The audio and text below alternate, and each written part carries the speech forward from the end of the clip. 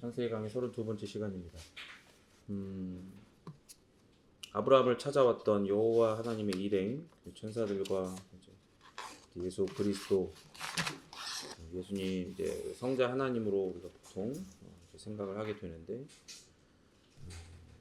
아브라함의 이 중보를 들으시며 여호와 하나님은 거기에 잠시 계시고, 두 천사는 먼저 이 소돔과 고모라 땅으로 가죠. 그리고 이제 그렇게 먼저 출발했던 두 천사가 이 저녁 때, 아브라함에게는 한 낮에 왔지만 이제 저녁 때쯤에, 그러니까 한 반나절 정도 걸린 거죠. 그쯤에 이제 소돔성에 도착을 해요. 근데 이제 아브라함이 있었던 마므레에서는 한낮이었잖아요. 근데 이제 반나절 정도 걸린 거니까 뭘 타고 간 게 아니고 걸어갔으니까 뛸 수는 없잖아요, 그죠? 그래서 요즘 유행하는 것처럼 런닝하고 막 그럴 만한 그런 지역이 아니니까, 너무 더우니까 분명히 걸어갔을 텐데, 걸어서 반나절까지 뭐 아무리 간다고 해도 한 6시간 걸었다 하더라도 빠른 걸음으로 거의 뛰듯이 뛰면 한 20km 좀 넘게 가겠죠. 그런데 이제 이 마므레에서 소돔까지의 거리가요 한 30km가 넘어요. 사람이 걸어서 반나절 만에 도착할 수가 없는 거죠. 근데 이제 저녁 때쯤에 도착했다, 그거는 이제 사람이 아니라는 거예요. 사람으로 보이지만 천사라는 걸 이제 보여주는 거예요. 그래서 아브라함에게도 나타났을 때는 사람들로 표현되는데, 오늘 이 19절에서는 아예 두 천사라고 그냥 대놓고 밝히죠. 19장에서는. 그래서 세 분 중 한 분이셨던 여호와께서는 아브라함과 대면하시느라 지체하시고 두 천사만 소돔성으로 들어오는 거예요. 그러고 있다가 이제 1절에 보면 롯이 성문에 앉아 있어요. 그래서 그들을 발견하고 영접을 하죠. 아브라함과 마찬가지로 롯도 그들을 사람으로 보았을 겁니다. 하지만 이제 우리가 보통 생각해 보면, 미루어 짐작해 보면 뭔가 다르지 않을까. 그죠? 이렇게 관리받고 이제 이렇게 좀 상위 몇 %의 외모를 가졌다 뭐 이런 사람들 있잖아요. 연예인들, 그 배우들 보면 진짜 뭔 아우라가 이렇게 있어요. 뒤에서 후광이 비친 듯한 그런 느낌이 나거든요. 근데 사람도 그런데, 관리하면 그런데, 타고난 것도 있고 관리하면 그럴진데, 하나님의 사자인 이 천사들은 분명히 그랬겠죠. 왜냐하면 성문에 앉았다라고 하는 건요, 이 성문은 어떤 곳이냐면 공적인 집회가 열리거나 법적인 논쟁이 생겼을 때 재판하는 장소로 이제 사용되어지는 곳이에요. 단순하게 사람들이 왔다 갔다만 하는 곳이 아니라. 근데 거기에 앉았다? 그러면 이제 그 성의 장로인 거죠, 장로. 그러니까 쉽게 얘기하면 국회의원 비슷한 거예요, 지금으로 따지면.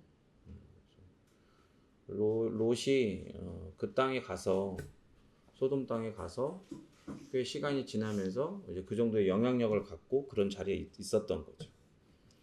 그러니까 이제 우리가 생각해 볼 때 거기가 어쨌든 사람들이 이제 왔다 갔다 할 거 아닙니까? 그런데 다른 사람이 아니라 저녁 때쯤에 나타났던 이 두 사람, 이 천사들이 방문했을 때 그들을 발견하고 영접하는 걸 볼 수가 있어요. 그러니까 이제 엎드려서 절했다고 하죠. 그러니까 뭔가 느낌이 있는 거예요. 그게 절하다, 이거 언어가 수화한데 하나님에게 경배할 때 사용되는 단어입니다. 그냥 누군가를 이제 맞이할 때 그냥 예의상, 그 당시에 어떤 예의상 그렇게 하는 게 아니라, 나그네니까 무조건 그렇게 하는 게 아니라 그런 존재로서 느껴졌으니까 그렇게 이제 한 거예요.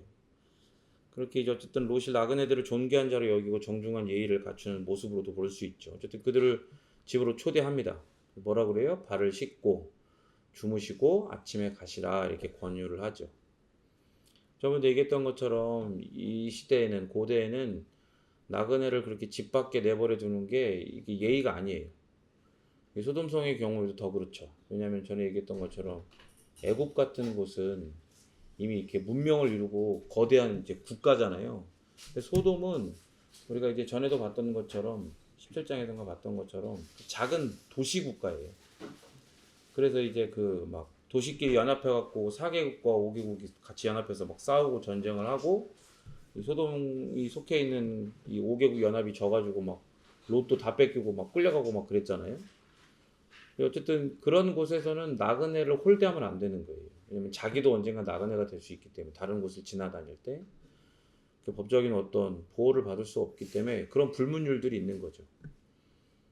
그래서 이런 요청을 하는 거예요. 근데 소돔성의 경우는 더 그래요. 왜냐하면 지금 그 여호와의 사자들인 두 천사가 여기를 왜 왔죠? 소돔성에? 소돔성을 뭐 하려고? 멸망시키려고. 왜 멸망당하는 거예요?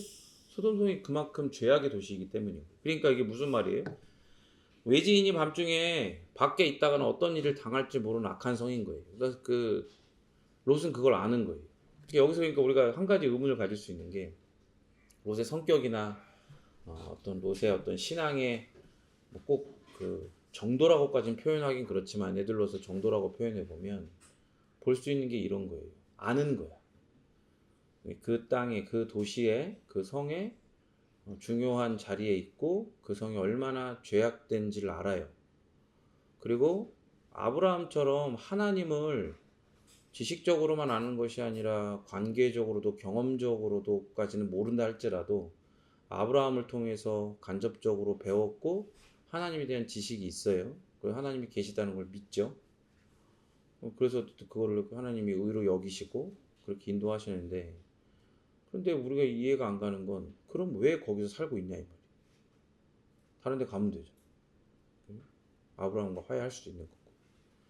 그러니까 여러 가지 것들이 이제 미루어 생각을 할 수가 있는 거죠. 그만큼 끊어진 관계 혹은 이렇게 소원해진 관계를 회복하려고 하는 그런 마음들이 없는 고집스러운 마음도 있을 수 있고, 그리고 그렇게 자기가 처해 있는 하나님을 온전히 섬길 만한 그런 상황과 환경이 안 됨에도 불구하고 그냥 그 상황과 현실 가운데의 환경 가운데 함몰되어서 뭉개고 있는 그의 우유부단함과 어떤 그런 신앙의 면모들을 볼 수가 있는 거죠. 근데 이제 그러고 마냥 욕할 수가 없는 게 거기서 우리의 모습이 발견되는 거 아니겠습니까? 어쨌든 성의 상태를 알기 때문에 밤을 새우면 안 된다, 거리에서. 그래서 간청을 해요. 이 두 천사들은 그거를 사양하는데, 왜냐면 돌아다녀 봐야 될 거 아니에요. 밤에 돌아다녀 봐야 이 성이 얼마나 더 악한지 알 수 있으니까. 그런데 롯은 아니까 돌아다니면 큰일 납니다. 빨리 들어오십시오. 그래서 간청해서 집안으로 3절에서 초청을 합니다. 여기서 이 간청하다, 이게 파차르예요. 파차르. 이게 원래 밀치다 혹은 막 고집스럽다는 그런 여러 가지 뜻이 있는데, 이 단어가 이제 이 밑에 9절에서 소돔 사람들이 그렇게 나쁜 짓을 하려고 할 때 롯이 말리니까 네가 우리의 법관 노릇을 하려고 해? 너도 한번 당해봐라. 그러면서 롯에게 폭력을 행사하는 장면에서 똑같이 파차르가 사용돼요. 밀치다라는 뜻으로. 그러면 왜 롯이 이렇게 강압적으로 파차르 하며 손님들을 초청할까? 아까 얘기했던 것처럼 이 밖에서 밤을 새면 이건 무조건 가는 거예요. 그래서 분명히 아까 얘기했던 것처럼 뭔가 이게 다른, 보통 일반적인 사람과는 다른 아우라가 느껴졌을 거 아니에요, 이 두 사람이. 그걸 보면서 이제 이 성에도 다 소문이 났겠죠. 그래서 이제 나그네들은 롯의 집에 들어갑니다. 들어가서 식탁을 베풀고 무교병을 구워서 대접을 하죠. 무교병은 누룩을 넣지 않은, 발효시키지 않은, 부풀지 않은 반죽을 가지고 그냥 바로 구워서 만든 빵이에요. 뭐 떡이라고 해도 빵인데 급하게 만드는 거예요. 발효시킬 시간이 없는 거죠. 그래서 이제 그 6월절에도, 그죠? 6월절을 딱 기념할 그 날에도 항상 무교병을 먹습니다. 이스라엘은. 왜냐하면 그렇게 출애굽을 할 때 그 유교병을 만들어 가지고 부풀리고 발효시킬 시간이 없는 거예요. 먹고 빨리 나가야 되니까. 그래서 그 무교병이 여기에도 이렇게 나오죠. 그래서 이 식탁이라고 하는 원어는 미슈텐데 연회를 뜻해요. 이렇게 베푸는 거. 간략하게 먹는 게 아니라 특별한 음식을 차려 손님을 대접하는 거죠. 물론 아브라함이 접대한 것처럼 거창한 연회는 아니에요. 하지만 급하더라도 어쨌든 나름 이렇게 했다는 건 알 수 있어요. 정성껏 차린 거죠. 그래서 이제 먹고 이제 자야 되는데 침상에 누우려고 하기 전에 4절에 보니까 성에 있는 사람들이 우르르 롯의 집으로 다 몰려오고 에워싸는 거예요.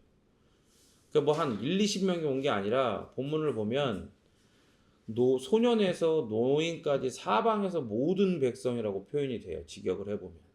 그러니까 어린아이를 빼고서라도 소년부터 노인까지, 또 범위에서도 사방이 카차라고 하는데 맨 끝을 이야기하는 거예요. 그러니까 도시의 맨 끝, 동서남북 맨 끝에 있는 모든 사람들이 다 모여든 거예요. 그래서 소돔성의 이 악한, 누가 악하냐? 다 악하다는 거야. 그걸 보여주는 거예요. 예외가 없다는 걸 보여줘요. 아브라함이 의인 10명 있는데 하나님 멸망하실 겁니까? 걱정을 하면서 중보를 했잖아요. 그러면서 이제 10명에서 멈추고 돌아가잖아. 더 이상 5명으로 안 내려가고. 그 이유가 여기에 드러나는 거죠. 10명이 없었구나. 그 사람들이 와서 뭐라 그래요? 니네 집에 들어온 2사람 내놔라. 응? 왜요? 이유가 뭐예요? 그들을 상관하겠다는 거예요. 그게 무슨 말이에요? 강간을 하겠다는 거예요. 나쁜 짓을 하겠다는 거예요. 이 상관하리라라고 번역된 네데야, 그러니까 우리가 그를 알겠다. 제가 이거 얘기했었죠? 야다. 히브리어 야다. 야다라는 말은 경험적인 지식을 뜻해요. 그냥 아는 게 아니고 경험적으로 아는 거를 야다라고 하는 거예요. 그래서 다른 이성을 향해서 야다라고 하면 큰일 난다 그랬어요. 자기의 부인, 자기의 남편에게만 이 야다라고 할 수 있는 거예요. 왜냐하면 이 야다라고 하는 건 경험적인 거기 때문에 때로는 성적인 표현으로도 쓰는 거예요. 그러니까 성적인 지식, 성적인 알은 어떤 관계에서만 가능해요? 부부 안에서만 가능한 거예요. 그게 하나님 보시기에 선한 거죠. 근데 여기서 이 사람들은 뭐라 그러는 거예요? 아, 내가 지금 야다 하겠다. 내대야 하겠다는 거예요. 어? 그런 게 아닌데. 심지어 몰려온 사람들이 다 남자란 말이에요. 여기 들어온 사람들은 남자로 보였죠. 천사들은. 물론 천사는 성이 없어요. 성별이 없어요. 그러나 이제 현현할 때 그렇게 보였다는 거예요. 그래서 이 8절에서 롯이 아니 딸들을 대신 내가 내보낼 테니까 걔네들을 어떻게 해라 할 때도 거기에도 똑같이 네대야라고 돼 있어요. 그 구약에도 이 야다가 성과 관계된 것으로 여러 번 사용됩니다. 그래서 창세기 4장에서도 아담이 그의 아내 하와와 동침함에도 똑같이 야다가 사용돼요. 사사기에도 그렇고요. 그러니까 이제 동성애를 이야기하는 거예요. 그죠? 그 성경에서 남자와 남자가 성관계를 갖는 걸 남색이라고 하죠. 그래서 이제 구약 율법에도 레위기에서도 2차례나 걸쳐서 이 남색하는 것, 동성애를 갖는 것은 근친상간이나 동물과 성관계를 갖는 수준의 그런 범죄로 규정을 해요, 하나님께서. 그래서 뭐 어떻게 해요? 무조건 죽이는 거예요. 그거 하다 걸리면 무조건 죽어. 그래서 신약도 이걸 심각한 죄로 고린도전서나 디모데전서에서도 규정을 하죠. 그런데 이런 심각한 일을 이런 귀한 사람들에게 당하게 할 수 없잖아요. 애를 써요. 밖으로 나가서 문을 탁 막고 문 닫은 다음에 못 들어가게 보호하려고 하죠. 그래서 간청을 해요. 그래서 뭐라 그러냐면 알하고 나가 돼 있어. 이게 제발 뭐뭐 하지 말라라는 간청이에요. 그래서 제발 이렇게 하면 안 된다 하면서 간청을 하는 거예요, 그 사람들한테. 그런데 눈이 돌아 있잖아. 눈이 돌아 있어, 이 사람들은. 악에 그냥 완전히 그냥 돌아 있어가지고 말을 듣질 않아. 그러니까 갑자기 다른 대안을 제시하죠. 자기에게 있는 남자를 가까이 하지 않은, 야다하지 않은 2딸을 대신 내어주겠다. 그러니까 손님들한테는 아무 일도 저지르지 마라 라고 8절에서 이야기해요. 그러면서 사용된 게 뭐예요? 거기에서 제발 보십시오라고 얘기하는데 힘내나 간청을 하는 거예요. 그 자기 딸들에게 몹쓸 짓을 하되 이 손님들한테는 그렇게 할 수 없다. 근데 이제 이렇게 생각하면 야, 그러면 딸들한테도 그렇게 하는 건 잘하는 거냐 이렇게 생각할 수 있잖아요. 근데 한 가지 이제 미루어 짐작해 볼 수 있는 건 그만큼 상황이 긴박하기도 했지만 노림수가 있는 거예요. 왜냐하면 딸들은 약혼을 하는 상태거든요. 그런데 다른 사람들이랑 약혼을 한 게 아니라 이 소돔에 있는 사람들과 약혼을 했단 말이에요. 그러니까 소돔에 있는 사람들과 약혼을 해서 결혼을 앞둔 2딸을 이제 내준다는 건 그런 거 아니겠어요? 한 측면으로 보면 그러니까 하나님의 사자들을 보호하려고 하는 롯의 어떤 의로운 면이, 그러니까 여러 가지 단점들도 있지만 롯의 의로운 면이 있다는 것을 보여주는 동시에 또 뭐예요? 딸들을 내어주겠다고 하니까 눈이 돌아 있는데, 그러면 이 사람들도 봤을 때 이 딸들은 분명히 자기와 하나하나 건너 아는 사람과 약혼을 한 사람들이잖아요. 그런 사람들을 해할 수는 없는 거잖아. 그러니까 이제 정신을 차리라고 그런 의도를 가지고 그런 이야기를 한 거죠. 어쨌든 애를 쓴 거예요. 그렇게 하지만 소돔 사람들은 뭐라 그래요? 돌아 있어요. 눈이 돌아 있어. 아주 그냥 롯에게 물러나라. 그러면서 뭐라 그래요? 이제는 아예 그들의 본심을 얘기하죠. 9절에서 이자가 들어와서 거류하면서 우리의 법관이 되려고 하는구나. 그게 무슨 말이에요? 거류하다는 이제 구르라고 하는데 잠시 머무는 거예요. 그러니까 여기 와서 완전히 네가 이제 여기에 이제 토박이처럼 그렇게 인정을 받은 게 아니라는 걸 보여주는 거예요. 그러니까 중요한 자리에 앉아 있음에도 불구하고 너는 여기 사람이 아니라는 걸 보여주는 거죠. 어떻게 대하는지. 그래서 이제 여기서도 네가 우리를 재판하려고 하냐 그러면서 평상시에도 이제 여기 이제 원어를 보면 법관이 되려 한다라고 이제 하는 이 원어가 와이시파트 서포트라고 하는데 이게 계속적인 의미를 나타내거든요. 시제가. 그러니까 평상시에도 이 롯이 외부 사람인데 와가지고 어쨌든 가진 재산도 있고 뭐도 하면서 영향력을 갖다가 자기들을 이제 재판할 수 있는 장로의 위치까지 올라간 게 안 입고 왔던 거야. 그리고 이 지금 눈이 돌아 있는데 그걸 못하게 막으니까 지금 계속해서 네가 재판하려고 해. 지금까지도 여기서까지도 그런 얘기예요. 그러니까 이제 그런 부분들이 다 드러나는 거죠. 그러니까 사실은 롯은 전쟁이 일어났을 때 잡혀갈 정도면 어쨌든 거기에 자기의 모든 걸 걸었다는 거 아니겠어요? 그 도시에 충성하고 있는 거예요. 자기는 여기에 뼈를 묻겠다 그런 마음으로 거기서 최선을 다해서 살고 있었던 거죠. 그런데 이제 결론은 뭐예요? 너는 여기 사람이 아니라는 거예요. 여러분 여기서 우리가 또 교훈을 얻을 수가 있어요. 여러분 세상에서 그런 찬양도 있잖아요. 죄 많은 이 세상은 내 집이 아니네 라고 하죠. 그러니까 이 세상은요 뭐 아무리 뭐 좋고 또 좋은 사람들을 만날 수도 있죠. 좋은 관계를 맺고 뭐 좋은 걸 누리고 뭘 하더라도 결국에 결정적인 순간에 특별히 이렇게 하나님의 공의가 드러나는 순간에는 결국에 여기는 우리 집이 아니에요. 죄가 가득한 이 세상은 하나님이 완전히 다 하나님의 그 공의로 정화하시고 갱생하시기 전까지 영원한 하나님의 나라가 이 땅에 완성되기 전까지 이 세상은요 결코 우리의 집이 될 수 없어요. 그 얘기는 우리는 결코 이 대굴대굴 세상의 진정한 구성원이 될 수 없다는 걸 뜻해요. 그래서 성경은 우리를 뭐처럼 표현한다고요? 아브라함처럼 순례자로 표현을 하는 거예요.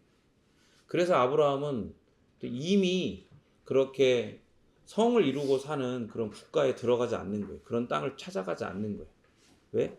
하나님을 예배하는 것이 그에겐 가장 큰 우선순위인데 그런 땅에 들어가면 그런 땅에 있는 신을 믿어야 되고 그런 땅의 법도를 따라야 되죠.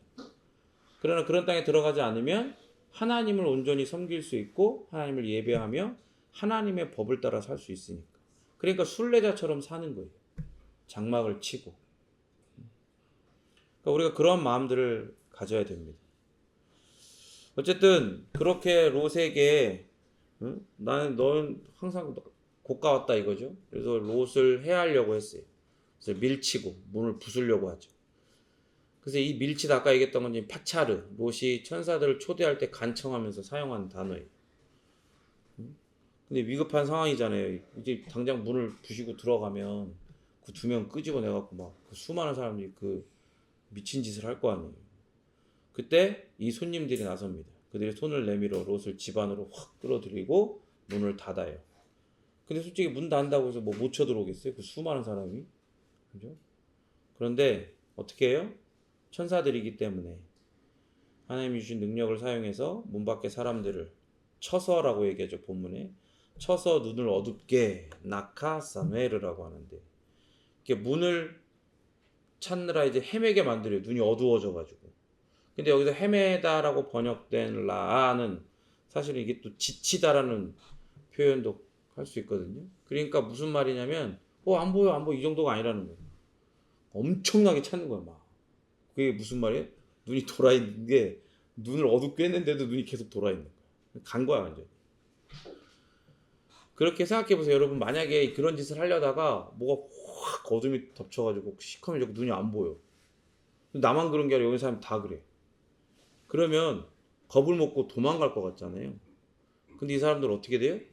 절대 흩어져서 집으로 돌아가지 않아요. 계속 그 문을 찾으려고 돌아다녀요. 더듬더듬. 그게 완전히 이렇게 돌아있다는 걸 보여주는 거죠. 자신의 욕망과 죄악에 완전히 쩌들어 있다는 걸 보여주는 거예요.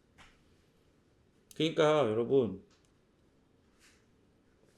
차별금지법 이야기하는 거 워낙 다른 의도와 정치적인 어떤 그런 알력들이 개입돼서 별로 얘기하는 거 좋아하지 않지만 그런 법들이 그 숨은 의도들을 가지고 있기 때문에 통과되면 안 되는 건 맞아요. 통과되는 순간 어떻게 돼요?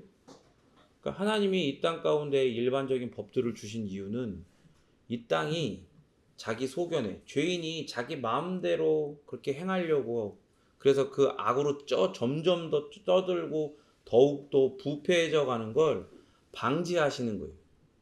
그래서 사실 이런 거잖아요. 성냥이 서로 열심히 서로 비벼지면 다 불타서 없어질 거 아니에요. 죄인들이 마치 그런 거거든요. 세상에 그런 거거든요. 그러니까 하나님이 법이라는 방지 장치를 주셔가지고 이 세상이 불타서 없어지지 않도록 하나님의 구원의 때까지 그걸 막으시는 거예요. 그런데 그런 법들이 통과되면 어떻게 되겠어요? 그걸 막으라고 하나님이 일반 은총으로 법을 주셨는데 오히려 그 법을 가지고 그런 일들을 더 자행하겠다는 거잖아요. 그러니까 그런 것들은 통과되면 안 되는 건 맞아요. 그러나 그럼에도 불구하고 거기에 숨어 있는 전혀 성경적이지 않은 그런 모든 더럽고 나쁜 그런 의도들과 그런 것들을 잘 분별해야겠죠. 어쨌든 끝까지 악한 행실을 버리지 않는 이 악한 소돔 사람들의 이 완악함을 이 본문이 보여주는 거예요. 그러면서 이제 천사들은 말하죠. 가족들과 사위들 그리고 롯에 속한 모든 사람들을 성 밖으로 이끌어내라.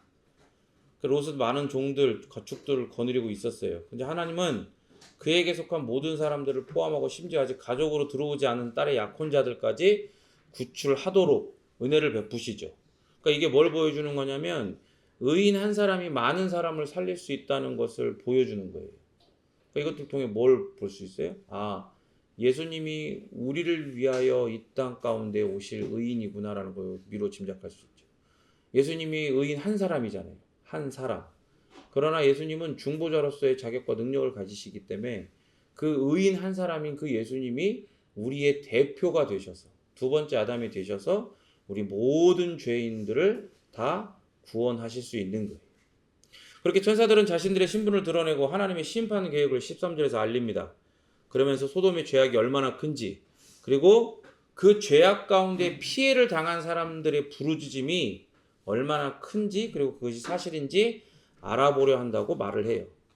그런데 13절에는 뭐라 그래요? 여호와께서 이곳을 멸하시려고 우리를 보내셨다라고 얘기해요. 18장에서는 분명히 아브라함에게 알아보려 간다 그렇게 얘기했잖아요. 근데 제가 그때 얘기했죠? 하나님이 그걸 모르시냐? 하나님은 다 아시잖아요. 전지하시단 말이에요. 그러나 그럼에도 불구하고 거기 보내시는 이유는 이런 거예요. 검사가 범죄 사실 다 있음에도 불구하고 가서 현장에서도 검증을 하고 하는 이유가 뭐예요? 다른 말 못하게 하려고 하는 거예요. 완전하게 그거를 확실하게 기소해서 처벌을 하기 위해서. 하나님이 멸망하시기 위해서 봐봐라 니네 변명할 수 없지 않냐라고 증거를 딱 들이미시기 위해서 하시는 거죠. 그래서 19장에서는 뭐라고 13절에서 여호와께서 이곳을 멸하시려고 우리를 보내셨다. 대놓고 얘기하는 거예요. 이미 밝혀진 거 아니에요. 사람들이 탁 모여가지고 어떻게 이 두 사람을 끄집어내갖고 미친 짓을 하려고 하니까 하나님은 이미 그 성이 얼마나 악한지 아시고 그 성을 멸하기로 정하신 겁니다. 천사를 보낸 건 그 악을 확인하기 위한 순서일 뿐이에요.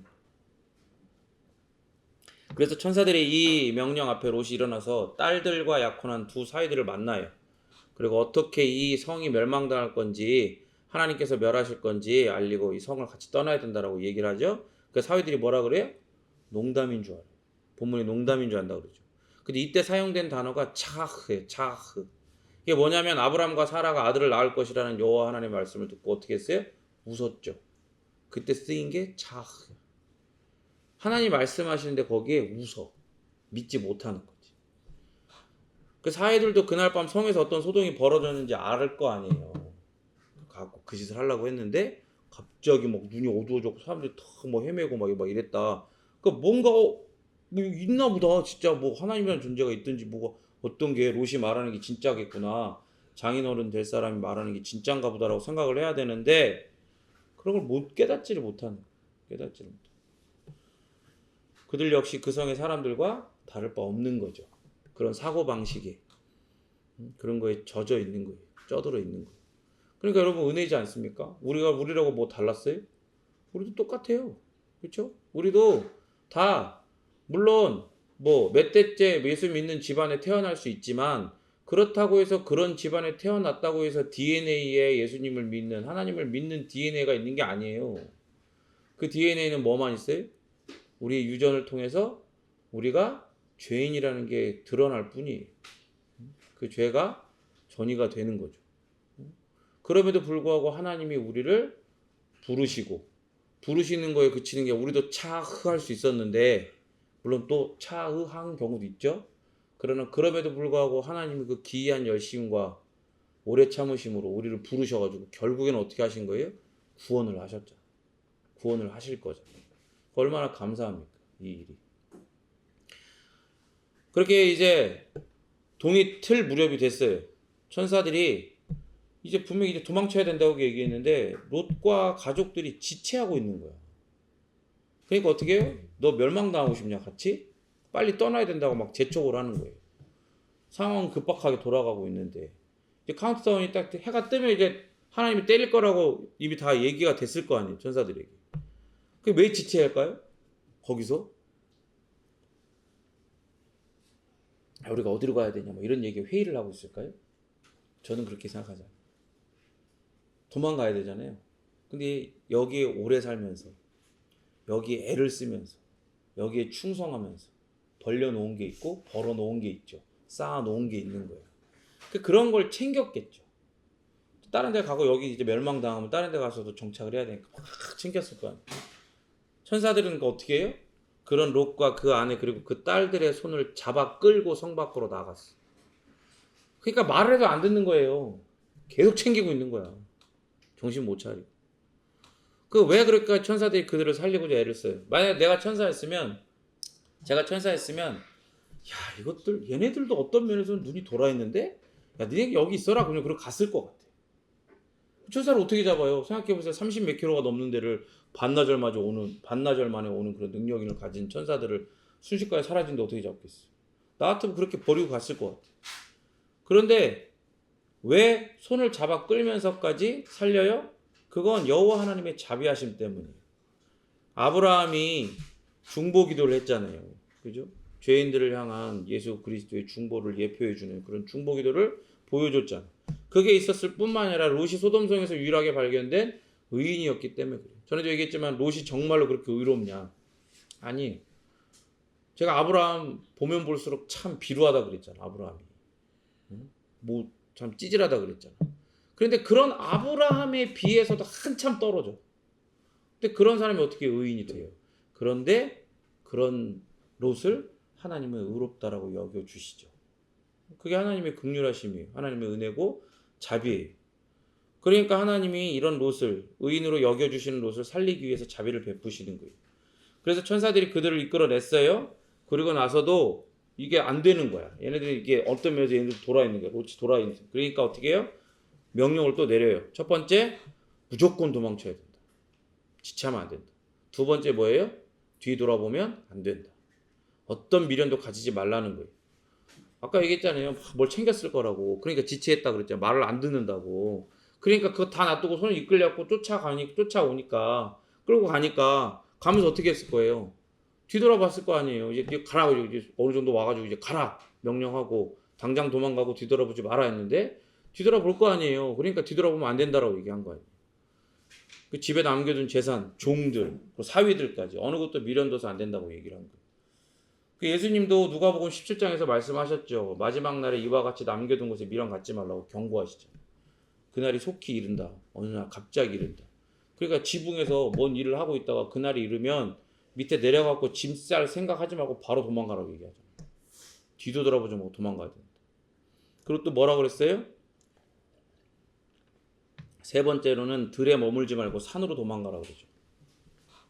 이 아브라함과 이제 그 롯이 갈라설 때 롯이 딱 봤어요. 딱 봤을 때 평지가 쫙 펼쳐져 있고 강이 쫙 흘러.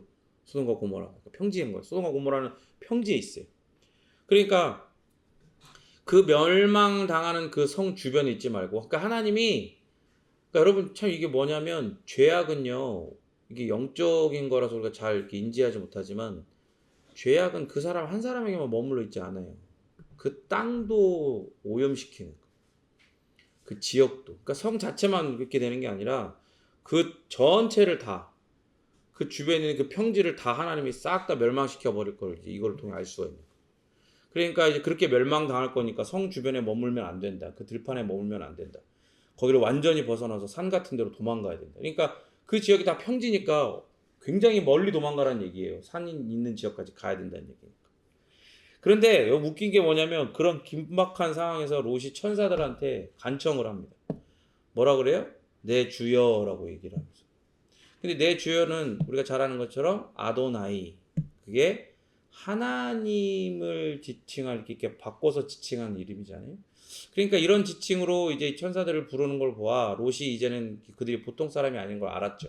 눈을 막 가리고 막 그런 일들 하니까 깨달은 거예요. 더 깨달은 거예요.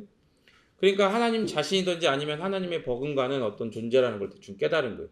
그러니까 이제 롯에게도 아브라함을 통해 간접적인 하나님을 아는 지식이 있었는데 자기에게도 이제 이런 일들을 통해서, 물론 상황이 좀 급박하긴 하지만 이제 하나님에 대한 직접적인 어떤 지식들, 그런 게 이제 생기는 거죠. 그런 경험적인 지식들이 조금씩 생긴 거예요. 그러니까 갑자기 아도나이라고 하는 거예요. 그런데 뭐라 그래요? 뭘 간청을 하죠?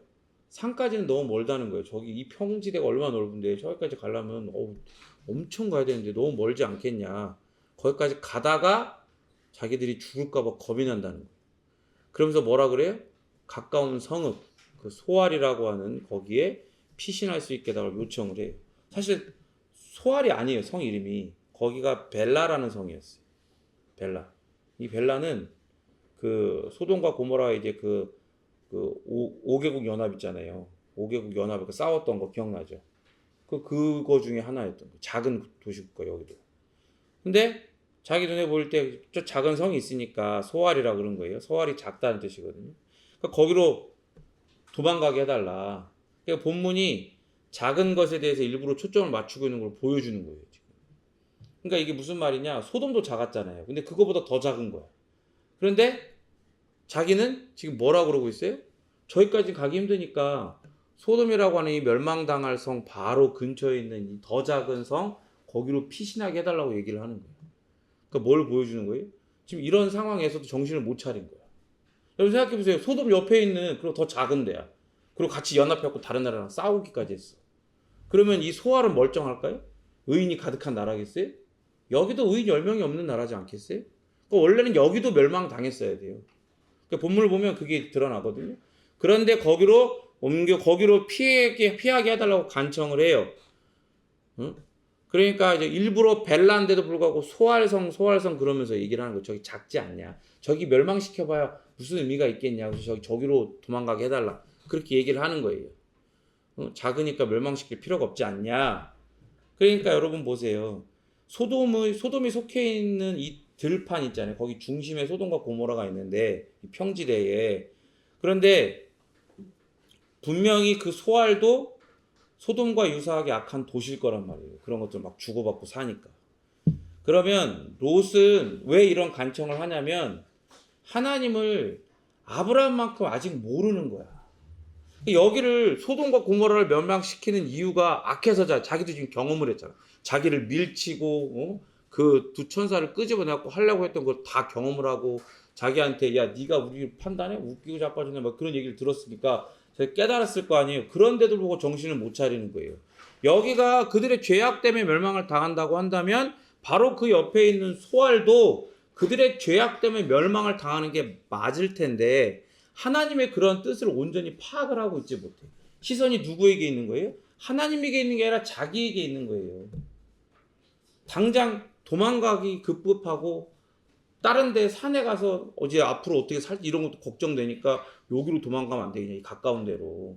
그런 얘기를 하는 거예요. 그러니까 하나님의 마음들, 하나님의 어떤 그런 뜻들을 헤아리지 못하는 거죠.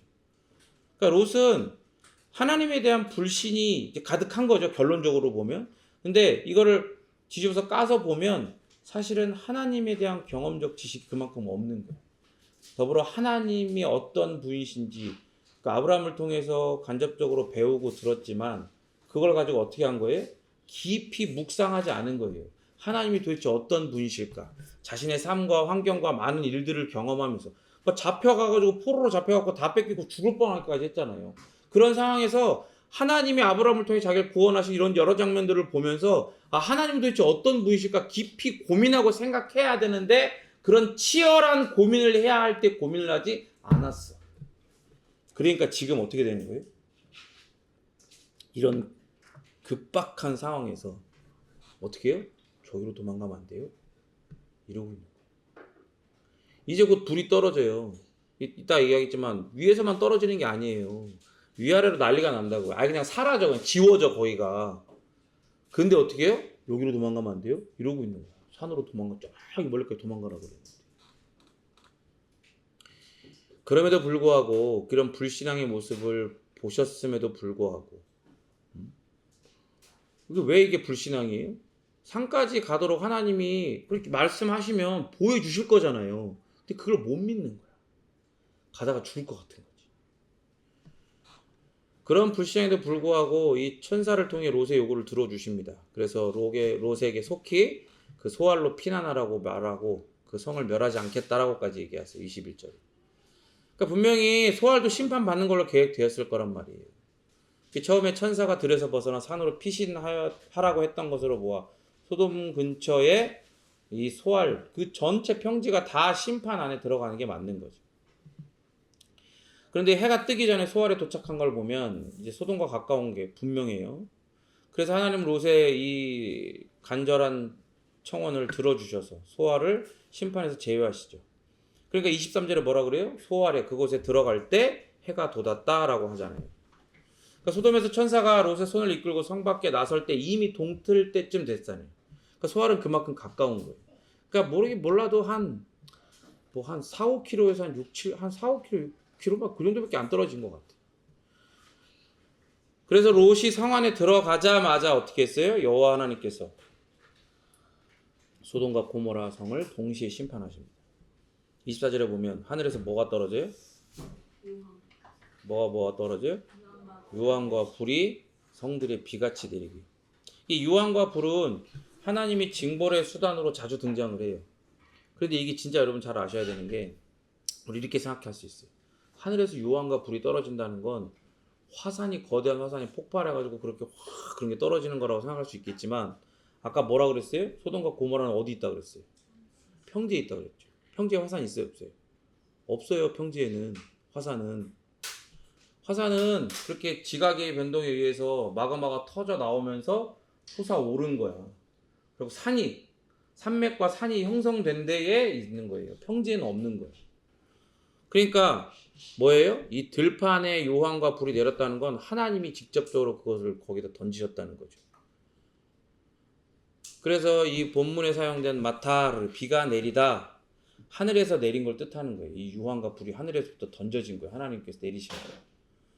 그러니까 이 큰 덩어리가 한 번에 떨어진 게 아니라 화산이 터져갖고 팍 한 것처럼 그런 게 아니라 그런 작은 유황과 그리고 불 덩어리들이 넓은 그 지역, 소돔과 고모라를 포함한 그 넓은 들 지역에, 평야 지역에 계속적으로 내린 걸 알 수가 있어요.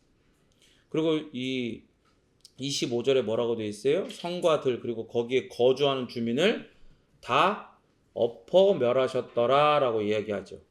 이때 사용된 단어가 하파크예요. 하파크. 그게 뒤엎다, 완전히 뒤집어 엎어버리다, 그런 뜻이거든요. 그러니까 단순히 불이 하늘에서 내려서 태우는 걸로 만족하지 않고 그 지역 자체를 뒤집어서 엎어버렸어요. 그래서 소돔과 고모라는 땅 속으로 아예 파묻혀 버렸어. 그래서 사해 남부에는요, 이 그쪽 지역에는 지금도 유황 연기가 나고 아스팔트 침전물이 지금도 발견이 된대요. 그런데 성이 가라앉은 흔적은 나타나지 않아요. 그러니까 가라앉은 게 아니라 하나님 어떻게 하셨다고요? 들어 엎어버렸어요. 지워버렸어요. 그러니까 그런 흔적이 나타나지가 않는 거지. 성 전체가 완전히 불타고 완전히 뒤집혀서 엎어버리고. 그리고 26절에 어떻게 됩니까? 롯의 아내가 뒤를 돌아가요. 뒤를 돌아. 소금 기둥이 됐어요. 이 심판의 시각이 언제예요? 해가 뜰 때예요. 롯이 막 성으로 들어가던 때. 근데 롯의 처는 성으로 들어가기를 머뭇거리면서 어떻게 했어요? 분명히 경고했죠. 천사가 롯한테. 도망갈 때 어떻게 하지 말라고? 뒤돌아보지 말라고. 미련을 갖지 말라고. 근데 그걸 무시하고 뒤를 돌아본 거예요. 왜? 하나님의 명령보다 자기한테 뭐가 더 먼저예요? 자기의 그 소유가 먼저인 거예요. 그 재물. 그게 이제 어떻게 됐을까 봐. 다 불타서 없어졌을까 봐. 그래서 누가복음에서도 재물에 끌려 뒤를 돌아보아 멸망당한 사람이 예로 롯의 처를 들어요.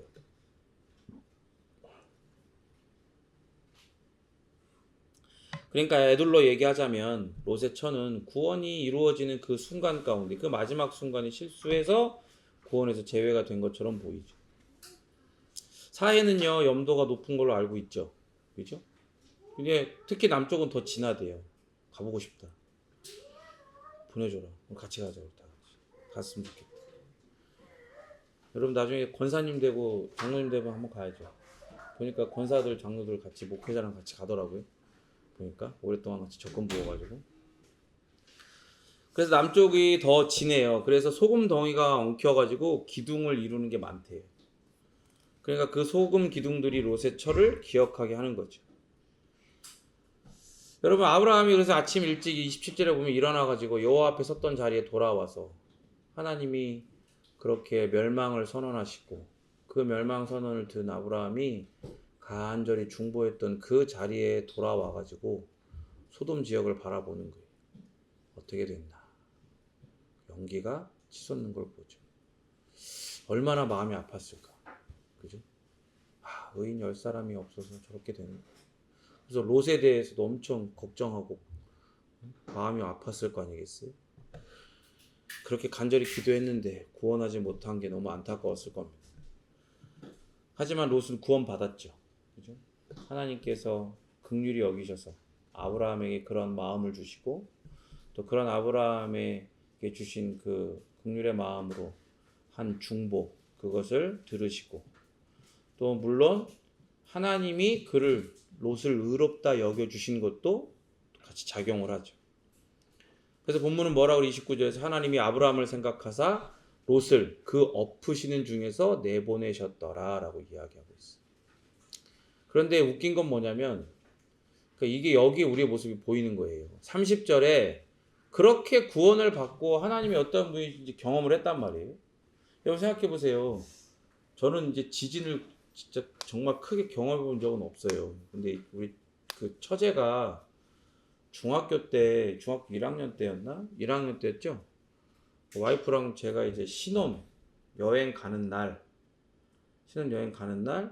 같이 중학교 1학년 때인가 비행기를 타고 필리핀으로 유학을 갔어요. 필리핀. 유학을 가서 거기에 보홀이라는 섬이 있는데 거기에 그 하숙을 하면서 이제 그 유학을 하는데 거기서 그때 신문에도 막 뉴스에도 엄청 막 나고 했던 대지진을 경험한 거예요. 보홀에 있었던 엄청난 지진. 얘기를 들어보니까 어마어마하더라고요. 생각해보세요. 우리가 있던 이 모든 게 다 흔들리고 막 다 그런데 근데 흔들리고 멈추는 게 아니라 우리 본 것처럼 하나님이 엎으셨다 그랬잖아요. 근데 뭐 싱크홀 생겨가지고 뭐 한 몇백 미터가 엎어진 게 아니라 그 들판 지역 전체가 그렇게 된 거 아니에요?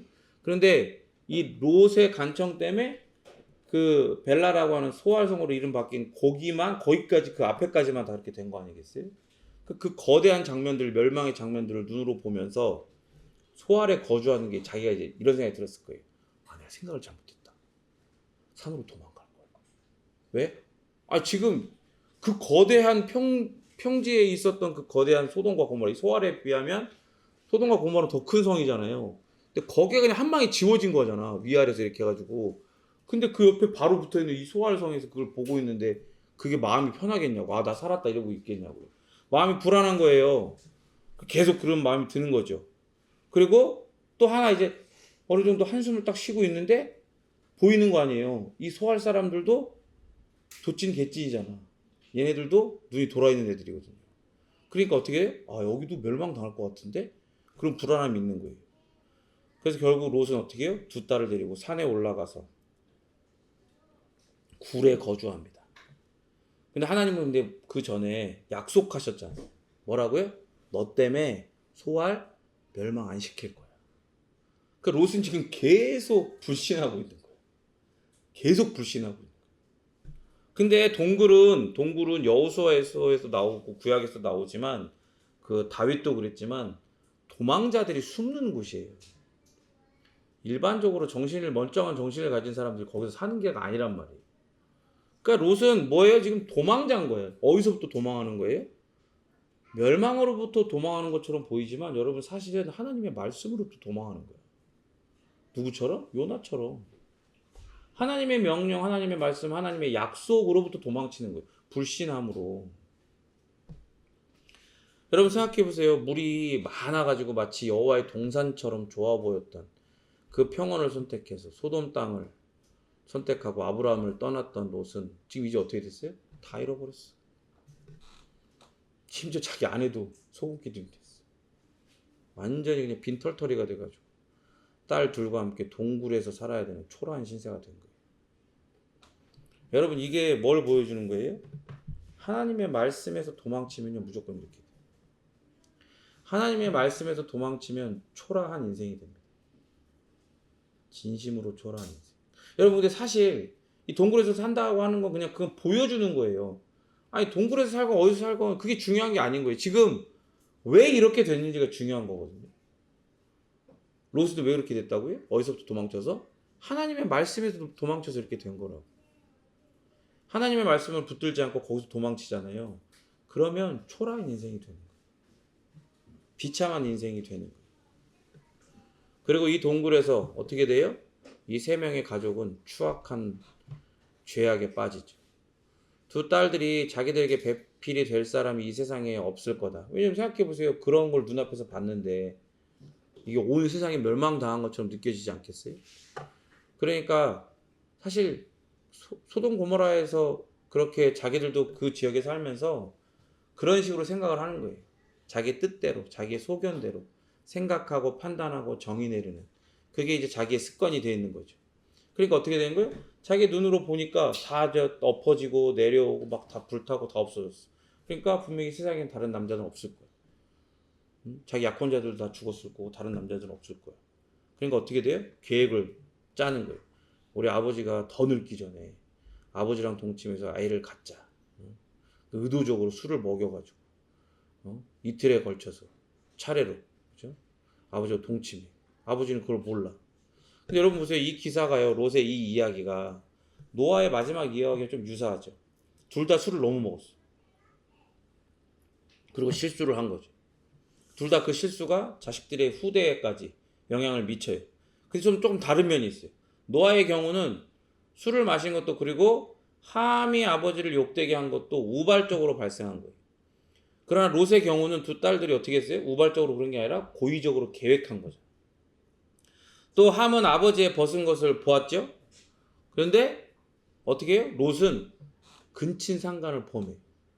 그 범죄의 정도에 있어서 물론 하나님 보시기엔 죄의 경중이 있지만 그러나 하나님의 공의에 비하면 죄의 경중이 있지만 죄는 다 죄죠. 그렇지만 중요한 건 뭐냐면 이 너무 심한 거예요. 심각한 거예요. 이 둘 딸이 얼마나 뻔뻔한지요. 성경이 그걸 보여줘요. 뭐라고 하냐면 이름을 짓잖아요. 큰 딸이 아들의 이름 뭐라고 지었어요? 37절에 보세요. 뭐라고 지었어요? 모압이 무슨 뜻인 줄 아세요? 모압이 아버지로부터예요. 아버지로부터. 그러니까 아버지가 근친상간 아버지 몰래 해가지고 애를 낳았는데 그 애 이름을 아버지로부터 이름을 지은 거야. 아버지와 관계를 해서 나 애기라 이렇게 뻔뻔하게 짝이 없어. 부끄러운 걸 몰라. 노골적으로 드러내는 거죠. 작은 딸은 베남미라고 했죠. 38절에.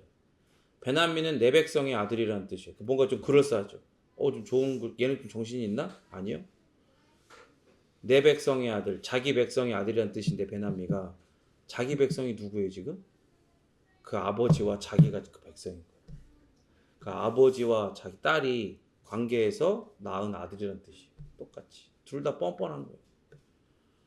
그러니까 본문은 이게 얼마나 악한 건지에 대한 평가가 나와 있잖아요. 희한하게도. 근데 그거를 돌려서 보여주는, 이름을 통해서도 보여주고, 또 나중에 또 이야기해요.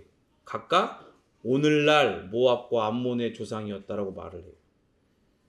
그래서 이제 돌려 까는 거죠. 오늘날이라고 하면 이게 한참 후대에 이 기록이 거기에 이제 포함이 된 거 아니겠어요? 이 기록이? 그러니까 돌려 까는 거예요. 야, 이런 식으로 난 모압과 암몬 지금 봐봐라. 걔네들 멀쩡하냐? 이미 뻔해 보이는 거야. 이미 그게 하나님의 말씀으로부터 도망쳐갖고 이런 짓을 저질렀고 낳은 자식들은 결국에 지금 우리를 괴롭히고 있는 이런 후손들이 되는 거야.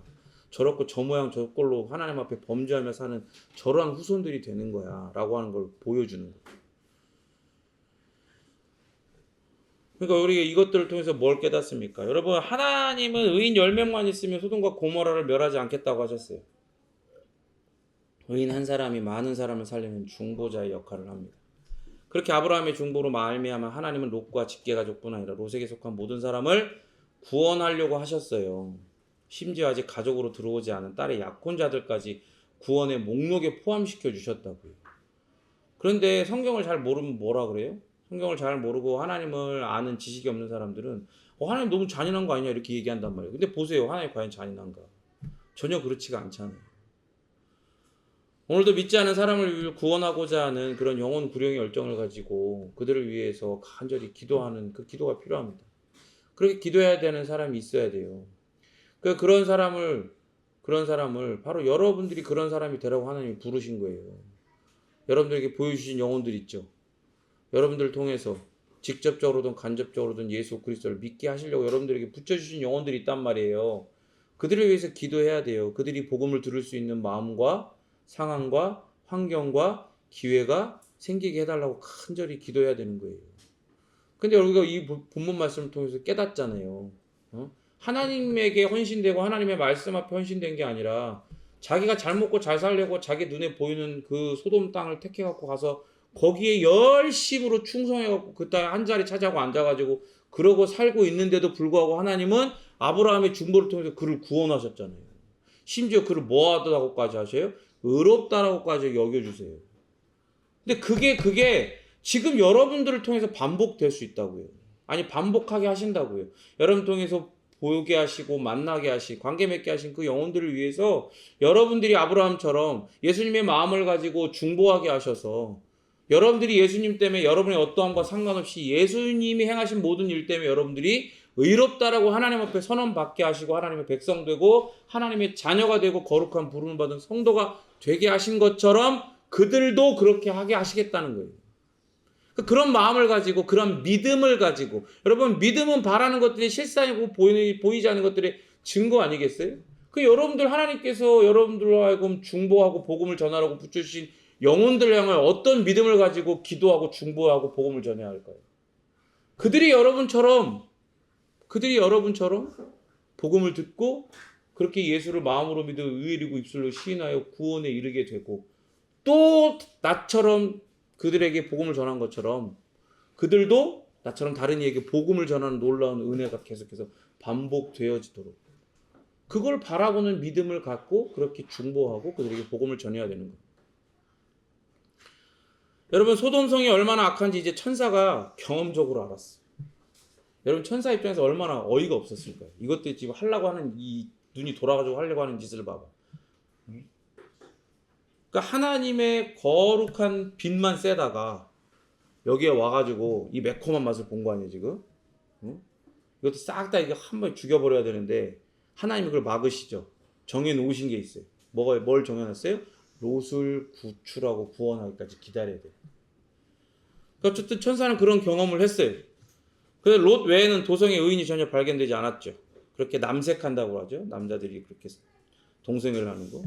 그 남색이 온성에 가득하다. 이거 악의 극치를 보여주는 거예요.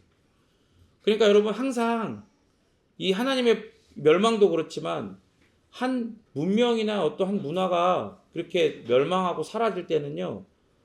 도덕적 타락이 극에 달하고 그 도덕적 타락이 극에 달한 증거가 항상 이 남색과 동성애가 그렇게 등장을 해요. 모든 문명에는 다 이게 등장을 해요. 멸망당한 문명에는. 그러니까 우리가 긴장해야 돼요. 정신 차려야 된단 말이에요. 뭐 이런 부분들 우리가 정말로 기도하고 안타까워하면서 하나님 앞에 청원하면서 기도하고 우리 자녀들에게 다음 세대들에게 정말로 동성애가 왜 나쁜 건지 그냥 흔히 세상 사람들이 이야기하는 것처럼 어떤 뭐 의학적인 거 여러 가지 것들만 가르칠 것이 아니라 근본적으로 하나님의 법에 하나님의 뜻에 어긋나 있는 이 죄인의 어떠함에서부터 나온 거라는 걸 가르쳐 줘야 돼요. 그래서 소돔과 고모라의 멸망은 하나님이 그러한 악한 성을 결코 심판하시고야 만다는 예를 보여주는 거죠. 그러니까 오늘 이 마지막 때에도 소돔과 같은 악한 모습이 사실 만연해 있잖아요. 여러분 느끼시는지는 모르겠는데 전 일을 하면서 지금 서울, 경기도를 막 제가 평생에 이런 데를 가볼까 싶을 정도로 수없이 많은 데를 돌아다니거든요. 돌아다니다 보면 뭐 핫하다고 하는 그런 동네도 자주 가요. 성수동도 자주 가고 홍대도 자주 가고 막 돌아다녀요. 돌아다니다 보면요. 딱 봐도 동성애 커플이에요.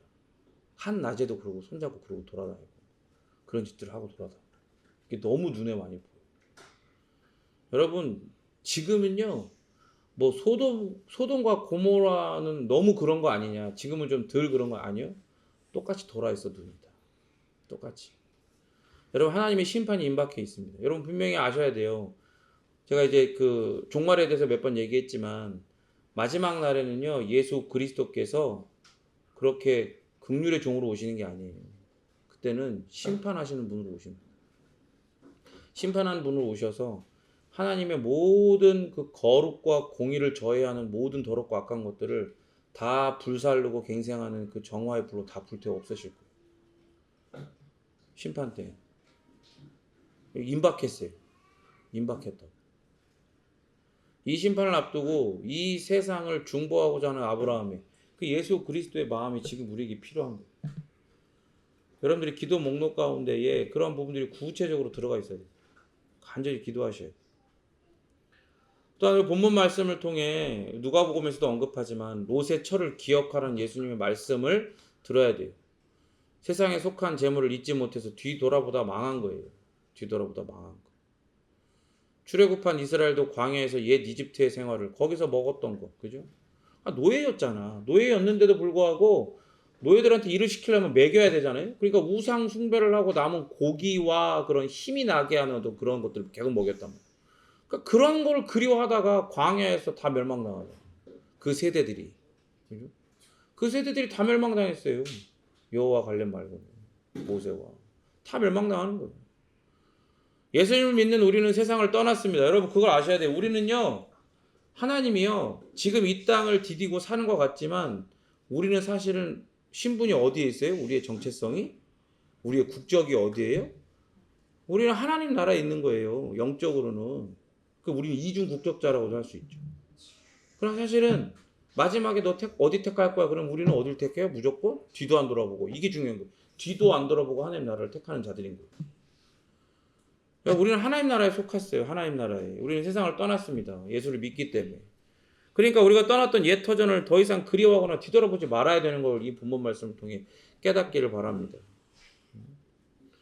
여러분 여기 어차피 멸망당할 때라니까요. 멸망당할 때.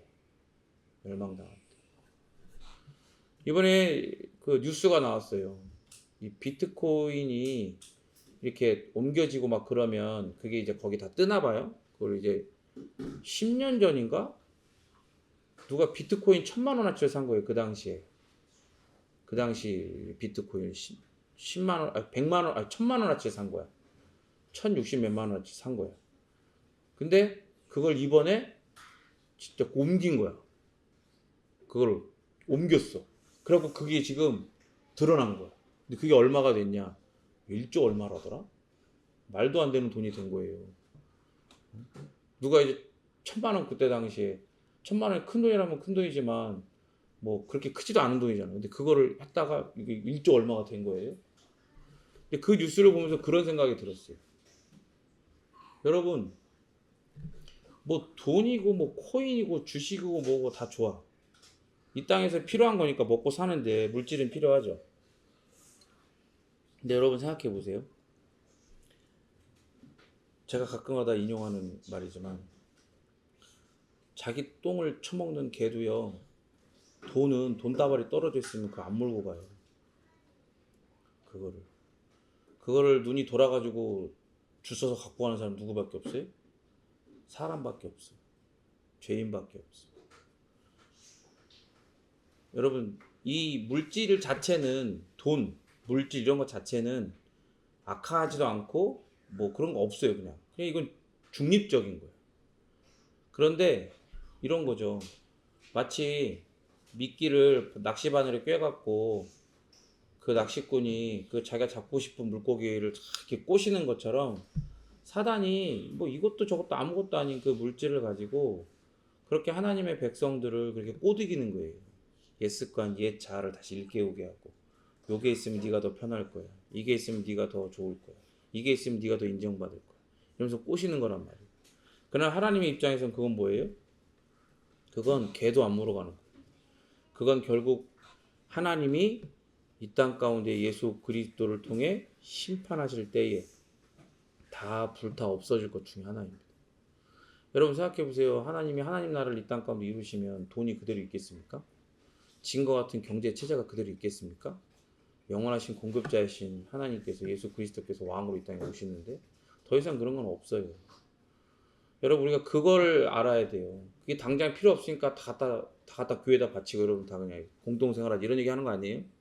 그런 게 아니지만 우리가 명확히 알아야 되는 건 이거는 언제든지 버리고 떠나야 하는 거라는 걸 생각을 하셔야 돼요. 거기에 가치를 부여하면 돼요, 안 돼요?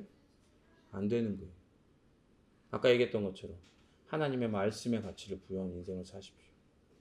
하나님의 말씀보다 가치 있는 건 없습니다. 아니, 하나님의 말씀과 가치를 비교할 수 있는 게 없습니다. 그것만이 유일하니까.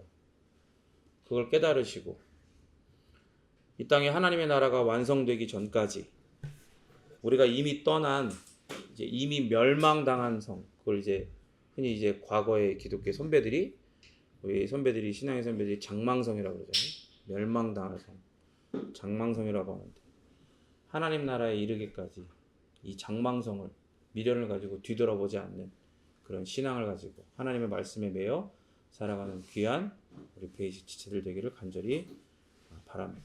같이 함께 기도하겠습니다.